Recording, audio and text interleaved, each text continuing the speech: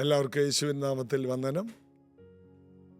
പുതിയ ദിവസങ്ങൾ തരുന്ന, പുതിയ മണിക്കൂറുകൾ തരുന്ന ദൈവത്തിന് സ്തോത്രം. ഈ ദിവസങ്ങളിൽ പ്രാർത്ഥനയിൽ ഉറ്റിരിക്കുന്ന, ദൈവവചനത്തിൽ ഉറ്റിരിക്കുന്ന ഒരു ജനറേഷനെ എല്ലായിടത്തും കർത്താവ് ഒരുക്കിക്കൊണ്ടിരിക്കുകയാണ്. എവിടെ ചെന്നാലും ഒരു 3 മാസമായിട്ട് ഒക്ടോബർ, നവംബർ, ഡിസംബർ മാസങ്ങളിൽ പല ദൈവദാസന്മാരും പ്രാർത്ഥനയിൽ മാറിയിരിക്കുകയാണ്. പുതിയ വർഷത്തിന് വേണ്ടി വലിയ ഒരുക്കത്തോടെ. തീർച്ചയായിട്ടും അത് വലിയ മാറ്റങ്ങളിൽ കൊണ്ടുവരും, അത് വലിയ പുരോഗതിയിലെത്തിക്കും. ഞാനിങ്ങനെയാണ് വായിച്ചിട്ടുള്ളത്, slow progress is better than no progress. ചെറുതായിട്ടുള്ള പ്രോഗ്രസ്സേ ഉള്ളൂ. ഒരാമ നടക്കുമ്പോൾ നമ്മൾ ഓർക്കും, ഈ ആമ എപ്പോഴാണ് നടന്ന് അവിടെ എത്തുന്നത്. ഒച്ചെന്ന് പറയുന്ന ഒരു ജീവിയുണ്ട്, ഇഴഞ്ഞു പോകുന്ന, വളരെ പോകുന്ന വഴിയിലൊക്കെ ഒരു പശ പോലെ കാണാം. ഇത് എവിടെ എത്താനാണ്? എന്നാൽ അവരും ജീവിക്കുകയാണ്. ഒരു പ്രോഗ്രസ്സും ഒരു പുരോഗതി ഇല്ലാത്തതിനേക്കാൾ ചെറിയ പ്രോഗ്രസ്സും ചെറിയ നീക്കങ്ങളും വിലയേറിയതാണ്. ദൈവം ഏറ്റവും വേഗത കുറഞ്ഞ ജീവികളെ ഉണ്ടാക്കിയിട്ടുണ്ട്, ഏറ്റവും വേഗത കൂടിയ ജീവികളെ ഉണ്ടാക്കിയിട്ടുണ്ട്. എല്ലാവരും അവരുടെ ജീവിതത്തിൽ വിജയിക്കുന്നുമുണ്ട്. ആമയുടെ മുയലിൻ്റെ ഒക്കെ ഓട്ടത്തെക്കുറിച്ച് അറിയാത്തവരാരാ ഉള്ളത്? ലോകത്തിൽ എല്ലാവർക്കും അറിയാം. ആ കഥ വളരെ ഫേമസ് ആണ്. അതുകൊണ്ട് നിങ്ങളുടെ പുരോഗതി വളരെ പതുക്കെയാണെങ്കിലും നിങ്ങളതിനെ വില കുറഞ്ഞ് കാണരുത്. ചെറിയ മാറ്റങ്ങളേ ഉള്ളൂ, മതി. ചെറുതായിട്ടാണ് പ്രാർത്ഥിക്കാൻ പറ്റുന്നത്, മതി. അത് വേണ്ടെന്ന് വെക്കരുത്. എല്ലാം കൂടി ചേർത്ത് വലുതായ ഒരു പ്രാർത്ഥന പ്രാർത്ഥിക്കാം, വേണ്ട. ചെറുതായിട്ട് ചിലര് ഒരു 3 ദിവസം ഉപവസിക്കും, പിന്നെ കുറേ കാലം പ്രാർത്ഥനയോ ഉപവാസമോ ഒന്നുമില്ല. എന്നാൽ ചിലർ ഒരു നേരമൊക്കെ ഉപവസിക്കുകയുള്ളൂ. എന്നാൽ അവരെ പതുക്കെയാണെങ്കിലും അവരുടെ പ്രാർത്ഥനയും വചനധ്യാനവും എല്ലാം പതുക്കെയാണെങ്കിലും അവർ സ്ഥിരമായിട്ട് ചെയ്യുന്നുണ്ട്. അതിന് പ്രോഗ്രസ് ഉണ്ടാകും. തീർച്ചയായും നിങ്ങൾ ഇപ്പോൾ എന്തു ചെയ്യുന്നുവോ അത് വളരെ വേഗതയില്ലെങ്കിലും ചെയ്യുന്നത് പതുക്കെയാണെങ്കിലും ചെയ്തുകൊണ്ടേയിരിക്കുക. അത് പിന്നത്തേതിൽ വേഗത്തിൽ ചെയ്യാനും അത് അതിൻ്റെ വളർച്ചയിലേക്ക് വരുവാനും ദൈവം അതിനുള്ള കൃപ തരും. കർത്താവ് അനുഗ്രഹിക്കട്ടെ. അപ്പോസ്തല പ്രവൃത്തിയിലേക്ക് നമുക്ക് വരാം. അപ്പോസ്തല പ്രവൃത്തിയിൽ ഏറ്റവും ഒടുവിലത്തെ വാക്യത്തിൽ 52 വാക്യം, ശിഷ്യന്മാർ സന്തോഷവും പരിശുദ്ധാത്മാവും നിറഞ്ഞവരായി തീർന്നു. എപ്പോഴാണെന്നറിയാമോ? 50 വാക്യത്തിൽ, യഹൂദന്മാരോ ഭക്തിയുള്ള മാന്യ സ്ത്രീകളെയും പട്ടണത്തിലെ പ്രധാനികളെയും ഇളക്കി പൗലോസിൻ്റെയും ബർന്നബാസിൻ്റെ നേരെ ഉപദ്രവമുണ്ടാക്കി അവരെ തങ്ങളുടെ അതിരുകളിൽ നിന്ന് പുറത്താക്കി കളഞ്ഞു. എന്നാൽ അവർ, ഈ അപ്പോസ്തലന്മാർ, കാലിലെ പൊടി അവരുടെ നേരെ തട്ടി കുടഞ്ഞു കളഞ്ഞ് ഇക്കോന്യയിലേക്ക് പോയി. ഒത്തിരി പേരെ കൂട്ടുണ്ടാക്കി യേശുവിൻ്റെ ശിഷ്യന്മാർക്ക് നേരെ ഉപദ്രവമുണ്ടാക്കി അവരെ പുറത്താക്കിയപ്പോൾ പുറത്താക്കപ്പെട്ടവർ വളരെ സന്തോഷമുള്ളവരും പരിശുദ്ധാത്മാവും നിറഞ്ഞവരായെന്ന്. അതായത് നിരാശ പിടിക്കാത്ത ഒരു സമൂഹം. അതാണ് ക്രിസ്തീയ മാർഗം. നിരാശ നിങ്ങളെ പിടിക്കുന്നുണ്ടെങ്കിൽ നിങ്ങൾ ഒരു പുതിയ സൃഷ്ടിയായിട്ടില്ല. യേശുവിനെ കർത്താവും രക്ഷകനുമായി സ്വീകരിച്ച ഒരു ദൈവവൈതൽ, ആ വ്യക്തിക്ക് നിരാശപ്പെടാൻ കഴിയില്ല. കാരണം നിരാശപ്പെടാനുള്ള ഘടകമൊന്നും അദ്ദേഹത്തിലില്ല. ഒരുവൻ ക്രിസ്തുവിലായാൽ അവൻ പുതിയതാണ്. പഴയ മനുഷ്യനാണ് നിരാശപ്പെടുന്നത്, പഴയ മനുഷ്യനാണ് പാപം ചെയ്യുന്നത്, പഴയ മനുഷ്യനാണ് ചീത്ത പറയുന്നത്, പഴയ മനുഷ്യനാണ് ദോഷം നിരൂപിക്കുന്നത്. ആ പഴയ മനുഷ്യൻ അവൻ്റെ പ്രവർത്തികളോടുകൂടി കുഴിച്ചിടപ്പെട്ടു എന്ന് റോമാലേഖനം 6 വായിക്കുന്നു. യേശുവിനോട് ചേരുവാൻ സ്നാനപ്പെട്ട നമ്മൾ അവന്റെ അടക്കത്തോട് താദാമ്യം പ്രാപിക്കുന്ന സ്നാനം സ്വീകരിച്ചു. ഇനി അവന്റെ പുനരുത്ഥാനത്തോട് ഉള്ള താദാമ്യവും പ്രാപിക്കണം. അതായത് ജീവന്റെ പുതുക്കത്തിൽ സ്നാനപ്പെട്ട് കയറി വരുന്നവർ ജീവന്റെ പുതുക്കത്തിൽ നടക്കണം. ഇതെല്ലാം വിശ്വാസത്തിന്റെ ചുവടാണ്. ഓരോ വ്യക്തികൾക്കും, രക്ഷിക്കപ്പെട്ട ഓരോ വ്യക്തിക്കും അറിയാം, ഞാൻ പഴയ മനുഷ്യനല്ല, പഴയ മനുഷ്യനെ ഞാൻ കുഴിച്ചിട്ടു. ഈ ബോധ്യം നഷ്ടപ്പെട്ടാൽ പിന്നെ പഴയ മനുഷ്യനായിട്ട് ജീവിക്കുക. എപ്പോഴും ഈ ചിന്തയാണ്, ഞാൻ പഴയതല്ല എന്ന ചിന്തയാണ് നമ്മെ ശക്തരാക്കുന്നത്. അതുകൊണ്ട് ഈ അപ്പോസ്തലന്മാരെ ആ ദേശത്തുള്ള സ്ത്രീകളും മാന്യരായ മനുഷ്യരും എല്ലാം കൂടി ചേർന്ന് പുറത്താക്കി കളഞ്ഞപ്പോൾ ഇവർ നിരാശപ്പെട്ടെന്നല്ല, ഇവർ കർത്താവിന് വേണ്ടി ചെയ്ത കാര്യങ്ങൾ ചെയ്യാൻ കഴിയാതെ വന്നപ്പോൾ ഇവർ തളർന്നു പോയെന്നല്ല, ഇവർ സന്തോഷവും പരിശുദ്ധാത്മാവും നിറഞ്ഞവരായി തീർന്നു. ദൈവസന്നിധിയിലേക്ക് വരുമ്പോൾ കർത്താവ് തരുന്നത് വലിയ സന്തോഷമാണ്, പരിശുദ്ധാത്മാവിൻ്റെ നിറവാണ്. അതുകൊണ്ട് ബൈബിൾ പറയുന്നു, ദൈവരാജ്യം ഭക്ഷണവും പാനീയവുമല്ല, നീതിയും സമാധാനവും പരിശുദ്ധാത്മാവിലുള്ള സന്തോഷമാണ്. ദൈവരാജ്യത്തിൻ്റെ പ്രത്യേകത അതാണ്. നിരാശപ്പെടുത്തുവാൻ ആർക്കും കഴിയില്ല, തളർത്തിക്കളയാൻ ആർക്കും കഴിയില്ല, പിന്മാറ്റത്തിൽ കൊണ്ടുപോകാൻ ഒരിക്കലും കഴിയില്ല. അങ്ങനെ ഒരാൾ പിന്മാറ്റത്തിൽ പോകുന്നുണ്ടെങ്കിൽ ആ വ്യക്തിക്ക് വീണ്ടും ജനന അനുഭവമില്ല, രക്ഷാനിർണയം ആ ഉറപ്പില്ല, രക്ഷിക്കപ്പെട്ടു എന്നുള്ള ഉൾബോധ്യമില്ല, യാതൊരു മാറ്റവുമില്ല. യേശുവിലോട്ട് വന്നിട്ടും യാതൊരു മാറ്റവുമില്ലെങ്കിൽ നിങ്ങൾ വീണ്ടും ജനിച്ചവരല്ല. നിങ്ങൾ ദൈവവചനം കേട്ടു, നിങ്ങൾ ചില കാര്യങ്ങളൊക്കെ ഏറ്റുപറഞ്ഞു, അത് തലച്ചോറ് കൊണ്ട് പറഞ്ഞു, നിങ്ങളിൽ ദൈവവചനം ക്രിയ ചെയ്തിട്ടില്ല. ദൈവവചനം ക്രിയ ചെയ്ത ഒരു വ്യക്തിക്ക് ആ വ്യക്തിയുടെ സന്തോഷം ആർക്കും അവിടുന്ന് എടുത്തു കളയാൻ കഴിയില്ല. നമ്മുടെ സമാധാനം ആർക്കും എടുത്തു കളയാൻ കഴിയില്ല, സമാധാനം കെടുത്താൻ കഴിയില്ല. അതൊക്കെ ഈ ലോക മനുഷ്യന്റെ സമാധാനമാണ്. യേശുവിനെ സ്വീകരിച്ചവന്റെ സമാധാനത്തെക്കുറിച്ച് പറയുന്നു, സകല ബുദ്ധിയെയും കവിയുന്ന ദൈവ സമാധാനം. ഫിലിപ്പി ലേഖനം 4:6 ഒന്നിനെ കുറിച്ചും വിചാരപ്പെടരുത്, എല്ലാറ്റിനും അപേക്ഷയാലും യാചനകളാലും നിങ്ങളുടെ ആവശ്യങ്ങളെല്ലാം സ്തോത്രത്തോടെ അറിയിക്കണം. എന്നാൽ സകല ബുദ്ധിയെയും കവിയുന്ന ദൈവ സമാധാനം നിങ്ങളുടെ ജീവിതത്തെ കാക്കും. ഒന്നും വിചാരപ്പെടേണ്ട ആവശ്യമില്ല, ഒന്നും പേടിക്കേണ്ട ആവശ്യമില്ല.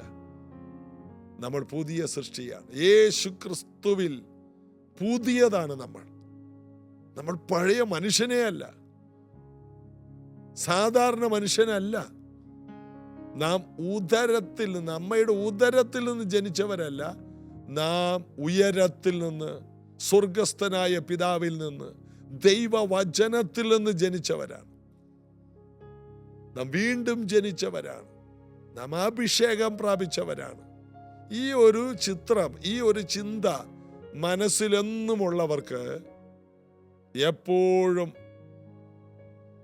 ആനന്ദമാണ്, എപ്പോഴും സമാധാനമാണ്. ആ വ്യക്തിക്ക് പ്രശ്നങ്ങൾ വരില്ലെന്നല്ല, ഒത്തിരി പ്രശ്നങ്ങൾ വരും. ഇത് നോക്കി, എല്ലാവരും അവരെ പുറത്താക്കി കളഞ്ഞു, എല്ലാവരും അവരെ ഉപദ്രവിച്ചു, എന്നിട്ടും ഇവരുടെ സന്തോഷത്തെ കെടുത്താൻ കഴിയുന്നില്ല. യേശു ക്രിസ്തുവിൻ്റെ സഭയെ എന്തുകൊണ്ടാണ് ഇന്ന് ഇത്രയും ഉപദ്രവങ്ങൾ നേരിട്ടിട്ടും യേശു ക്രിസ്തുവിൻ്റെ സഭയെ ഇല്ലാതെയാക്കാൻ കഴിയാത്തത്? എത്രയോ രാജ്യങ്ങളിലാണ് ക്രിസ്ത്യാനികളെ വെടിവെച്ചു കൊല്ലുക, ഏതെല്ലാം രാജ്യങ്ങളിലാണ്. ഇന്നും എത്രയോ ഗവൺമെന്റുകളാണ് ദൈവസഭയ്ക്കെതിരെ നിൽക്കുന്നത്. എന്നിട്ടും ദൈവസഭ വളരാൻ കാരണം ഈ സഭ എന്ന സമൂഹത്തെ തളർത്താൻ ആർക്കും കഴിയില്ല എന്നുള്ള കാരണമാണ്. ഇത് ദൈവം കൊടുത്ത സമാധാനവും ദൈവം കൊടുത്ത സന്തോഷവുമാണ്. ഇതിനി ആർക്കും എടുത്തു കളയാൻ കഴിയില്ല. ധാന്യവും വീഞ്ഞും വർദ്ധിച്ചപ്പോൾ അവർക്കുണ്ടായതിലും അധികം സന്തോഷം. ഈ സന്തോഷം അകത്ത് കിടക്കുന്ന കാലത്തോളം ഈ സമൂഹത്തെ ആർക്കും നശിപ്പിക്കാൻ കഴിയില്ല. ഞാൻ സുവിശേഷ വേലക്ക് ഇറങ്ങിയപ്പോൾ എൻ്റെ കയ്യിലൊരു 15 രൂപയുടെ ബൈബിളും വീട്ടിലിടുന്ന ഒരു ജോഡി ഡ്രസ്സ്, ആ ഇട്ടിരിക്കുന്ന വസ്ത്രം, ഇതുമായിട്ട് വീട്ടിൽ നിന്ന് ഇറങ്ങിയതാ. വേറെ ഒന്നുമില്ല. എന്തൊരു സന്തോഷമായിരുന്നെന്ന് അറിയാമോ? ആ സന്തോഷം ഇല്ലായ്മകൾക്ക് ആ സന്തോഷത്തെ കെടുത്തി കളയാൻ കഴിഞ്ഞില്ല. പണമില്ല, വസ്ത്രമില്ല,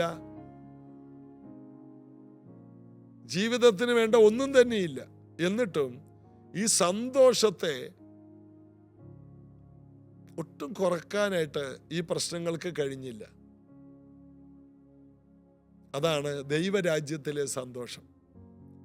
അത് പണം കൊണ്ടുണ്ടാകുന്നതല്ല, നമ്മുടെ നന്മകൾക്കനുസരിച്ച് കൂടുന്നതും കുറയുന്നതുമല്ല. ദൈവസഭകൾ ശ്രദ്ധിച്ചിട്ടില്ലേ? ഒത്തിരി പേര് പ്രാർത്ഥിക്കണം, മോളുടെ കല്യാണം നടക്കണം, കൊച്ചുമക്കൾ ഉണ്ടാകണം, പിന്നെ വീട് വെക്കണം, പിന്നെ കടം കുറയേണ്ട മാറണം. ഇത്രയും കിട്ടിക്കഴിഞ്ഞ് ഒന്നുകിൽ അവർ പ്രാർത്ഥനയ്ക്ക് വരാതെയാവും, അല്ലെങ്കിൽ വന്നാലും സഭയിൽ ഏതെങ്കിലും മൂലയിൽ ഇരുന്നേച്ച് അവരെഴുന്നേറ്റ് പോകും. യാതൊരു വികാരമോ സന്തോഷമോ ആരാധനയോ ഒന്നുമില്ലാത്തവരെ സഭയെ കണ്ടിട്ടുണ്ടോ? വീണ്ടും ജനിച്ചവരല്ല അവര്. വീണ്ടും ജനിച്ചവരുടെ പ്രത്യേകത മാൻ നീർത്തോടിലേക്ക് ചെല്ലാൻ കാംക്ഷിക്കുന്ന പോലെയാണ്. എപ്പോഴും ദൈവത്തോട് അടുക്കാനുള്ള ഒരു ദാഹം. വീണ്ടും ജനിച്ചവർക്ക് എപ്പോഴും കർത്താവ് കർത്താവ് എന്നുള്ളൊരു ചിന്തയുണ്ടാകും. പ്രാർത്ഥിക്കണം, സുവിശേഷം അറിയിക്കണം. ഈ ലോകത്തിൻ്റെതൊന്നും ഇല്ലെങ്കിൽ അവർക്ക് പേടിയുമില്ല, തളർച്ചയുമില്ല. ആര് നിന്ദിച്ചാലും അവർക്ക് വിഷയമല്ല. എത്ര നിന്ദകളും പരിഹാസവും അവർക്ക് വിഷയമല്ല. കാരണം അതിനെല്ലാം അതിജീവിക്കുന്ന സന്തോഷവും പരിശുദ്ധാത്മാവും. നമ്മൾ വായിച്ച വാക്യം അതാണ്. ശിഷ്യന്മാർ സന്തോഷവും പരിശുദ്ധാത്മാവും നിറഞ്ഞവരായി തീർന്നു. ഈ രണ്ട് കാര്യം നമ്മൾ നിറയണം. ഒന്ന്, ദൈവരാജ്യത്തിൻ്റെ സന്തോഷം. രണ്ട്, പരിശുദ്ധാത്മാവ്. ഇവയാൽ നിറഞ്ഞ മനുഷ്യനെ ആർക്കും തളർത്തി കളയാൻ കഴിയില്ല. ഇത് രണ്ടുമില്ലാത്തവർക്ക് എന്തെല്ലാം കിട്ടിയാലും അവർ നന്നാകത്തുമില്ല. എന്നാൽ ദൈവരാജ്യത്തിൻ്റെ വെളിച്ചം കിട്ടിയവർ, വചനത്തിൻ്റെ വെളിപ്പാടുള്ളവർ, ഈ സത്യങ്ങൾ ഗ്രഹിച്ചവർ, അവർ വീണ്ടും ജനിച്ചവരാ. അവരെ കർത്താവ് പ്രത്യേകം തിരഞ്ഞെടുത്തവരുമാണ്. അവരെ തോൽപ്പിക്കാൻ ആർക്കും കഴിയില്ല. അങ്ങനെയുള്ളവരായിട്ട് നമുക്ക് മാറാം. ഇന്ന് മുതൽ ദൈവവചനത്തിൽ പരിശുദ്ധാത്മാവിൽ നിറഞ്ഞ് സന്തോഷിക്കാൻ കർത്താവ് കൃപ തരട്ടെ. പ്രാർത്ഥിക്കാം. സ്വർഗസ്ഥനായ പിതാവേ, പരിശുദ്ധാത്മാവിൽ നിറഞ്ഞും ദൈവവചനത്താൽ നിറഞ്ഞും സന്തോഷത്തിൻ്റെ ഒരു കവിഞ്ഞൊഴുക്ക് ഇത് കേൾക്കുന്ന എല്ലാ വീടുകളിലും വ്യക്തികളിലും ഉണ്ടാകട്ടെ. എല്ലാ കുടുംബങ്ങളും കർത്താവിൽ സന്തോഷിക്കുന്ന കുടുംബങ്ങളാകട്ടെ. കർത്താവിൽ ബലമുള്ള കുടുംബങ്ങളാകട്ടെ. കർത്താവിൽ പ്രത്യാശയുള്ള കുടുംബങ്ങളാകട്ടെ. പരിശുദ്ധാത്മാവ് അത് ചെയ്യണം. ഈ കുടുംബങ്ങളിലെല്ലാം ദൈവവചനം പരക്കട്ടെ, കൃപ പരക്കട്ടെ, യേശുവിൻ നാമത്തിൽ ആമേൻ. വീണ്ടും നമുക്ക് നാളെ ഇതേ സമയത്ത് കാണാം. God bless you.